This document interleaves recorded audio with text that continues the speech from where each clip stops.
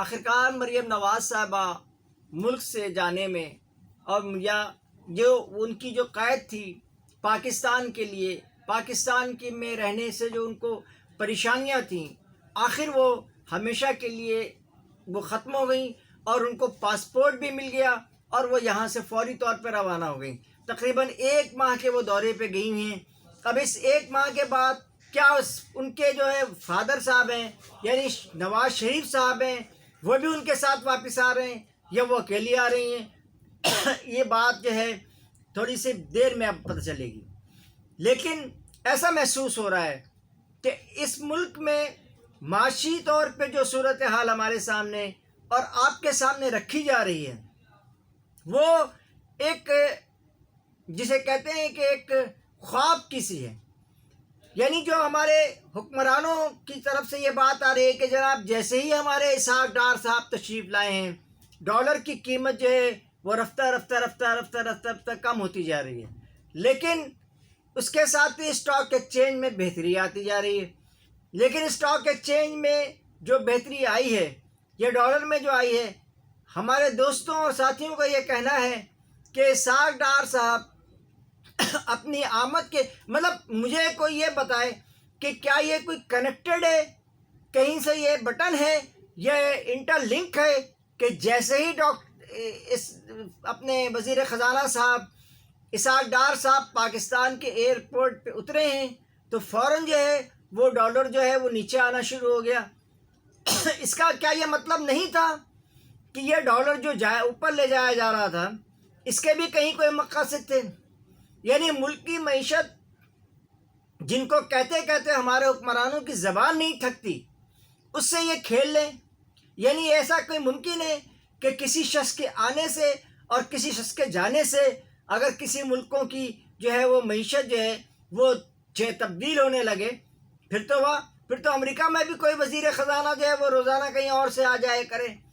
کہیں وہ پاکستان سے چلا جائے کوئی وزیر خزانہ۔ ایسا کچھ بھی نہیں تھا۔ حقیقت یہ ہے کہ اس کا مطلب یہ تھا کہ اپریل سے لے کر کے جب ڈالر 157 روپے کا تھا، اب جو یہ آئے 240 روپے کا ڈالر تھا اس وقت، تو اس پورے عرصے میں جو 57 روپے سے 157 سے 240 تک ڈالر کو لانے میں کہیں کوئی ایسا کھیل کھیلا جا رہا تھا جس سے یہ ڈالر بہت اوپر جا رہا تھا۔ اور اب بینکوں کی طرف سے یہ بات سامنے آئی ہے، یعنی وہ بینکس جو پاکستان میں اپنا کاروبار کرتے ہیں، یہاں سے اپنا منافع کماتے ہیں، یہاں ان کا سارا حساب کتاب یہی ہوتا ہے، لیکن ان بینکوں نے ایک ایسا گیم کھیلا ہے اس پاکستان کے ساتھ، اس کے بعد تو ان بینکوں پر بین لگنا چاہیے تھا۔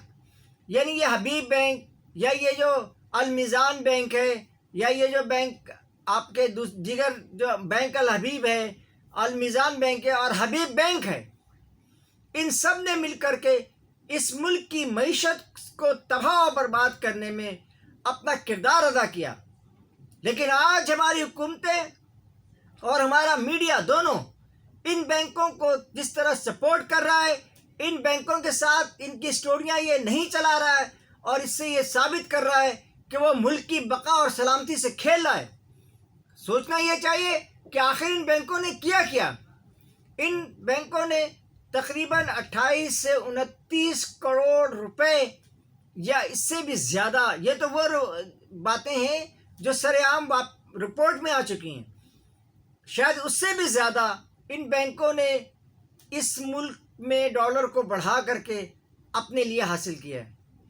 اپنے منافع، ان کا جو منافع شو ہو رہا ہے، جو 4 سے 5 مہینے کے درمیان کا جو ان کا منافع ہے، اس میں یہ باتیں آ رہی ہیں کہ ان بینکوں نے 20 25 روپے ایل سی پر ایک ڈالر پہ 20 25 روپے زیادہ لیا ہے اور اس ملک کی معیشت کو تباہ و برباد کرنے میں اپنا کلیدی کردار ادا کیا ہے۔ اب یہ بینک جو ہیں یہ کس کے احکامات پر عمل کرتے ہیں؟ یہ وزارت خزانہ کے احکامات پہ عمل کرتے ہیں یا یہ اسٹیٹ بینک جو ہمارے پاس موجود ہے؟ لیکن اسٹیٹ بینک اب تک اور یہ میں بتاتا چلوں آپ کو کہ ملک کے تمام چیمبرز، جس میں کراچی چیمبر بھی شامل ہے، لاہور بھی ہے، اسلام آباد بھی ہے، فیصل آباد بھی ہے، اور federation chamber of commerce industry کے صدر جناب عرفان شیخ صاحب نے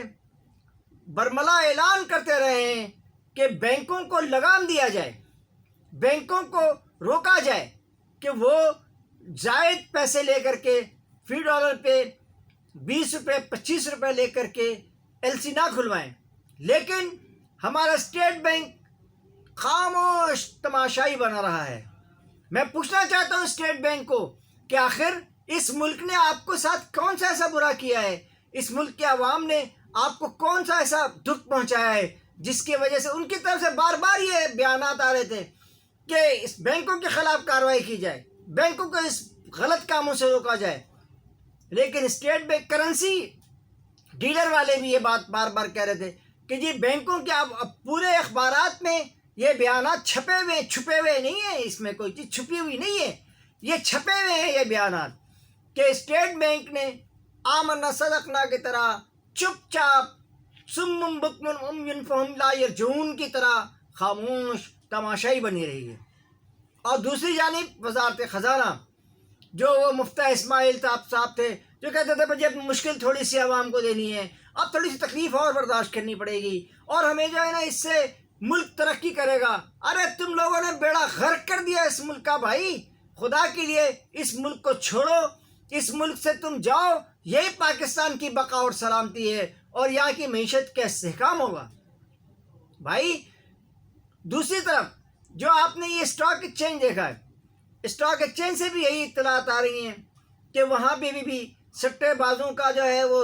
ٹولہ جو ہے وہ سرگرم ہے اور وہ چیزوں کو اپ لے کے جا رہا ہے۔ اب دیکھیں اسٹاک کے جو شیئر ہیں وہ اپ ہو رہے ہیں اور اس میں پھر وہ فروخت ہوں گے، تو وہ لوگ جنہوں نے 10 روپے کا کوئی شیئر لیا تھا وہ 100 روپے میں بیچ رہے ہوں گے۔ تو آپ خود بتائیے کہ اس سے پاکستان کو کیا فائدہ ہو رہا ہوگا اور اس شخص کو کیا منافع ہو رہا ہوگا۔ لیکن اس طرف بھی کوئی توجہ نہیں تھی۔ ڈالر اور اس کی جو ہے ان کو اس کے اچھا دوسری جانب جو ہمارے صنعت کار ہیں ان کا آج بھی یہ کہنا، بلکہ 2-3 دن تقریباً روزانہ ہی کسی نہ کسی نے اس میں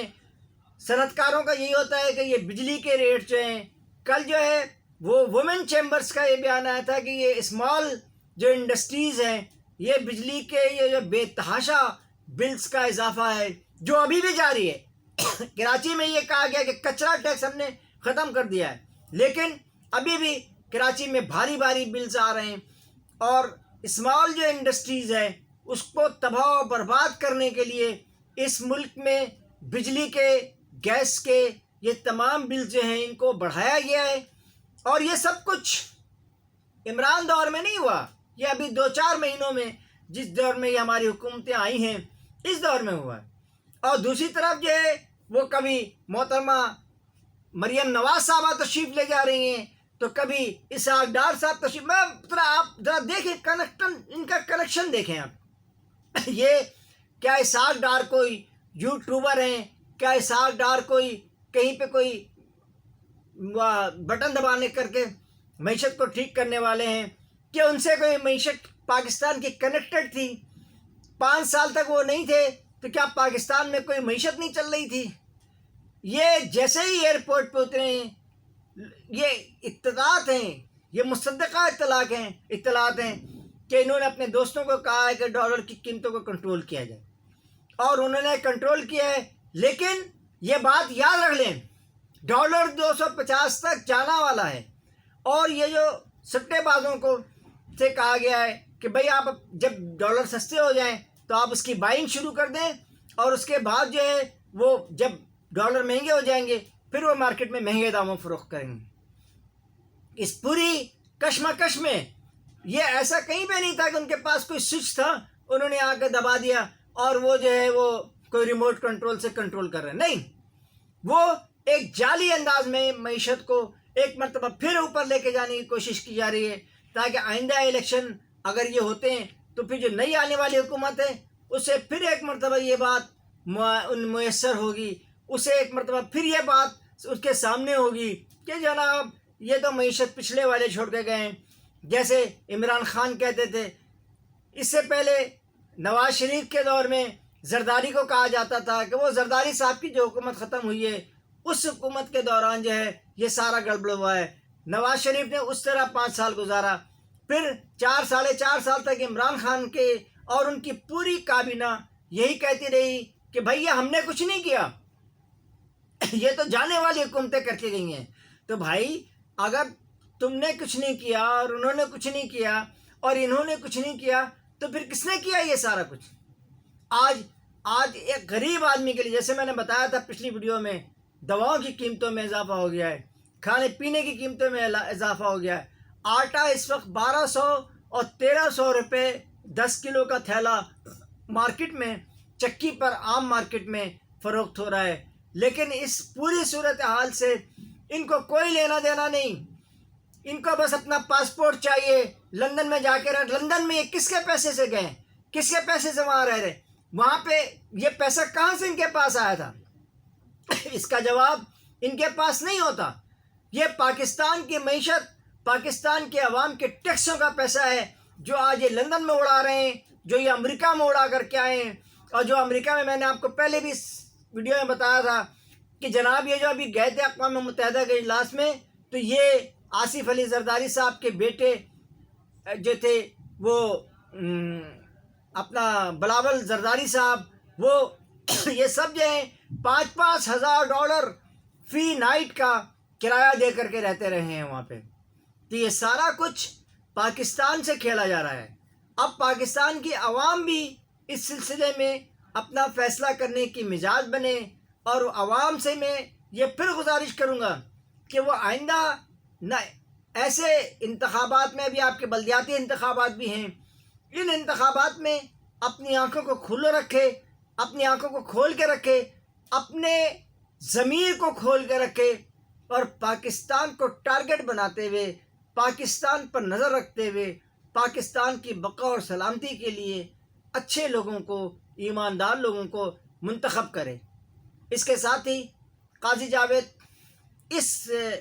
جملے کے ساتھ دوبارہ بھی آپ سے اجازت چاہتا ہے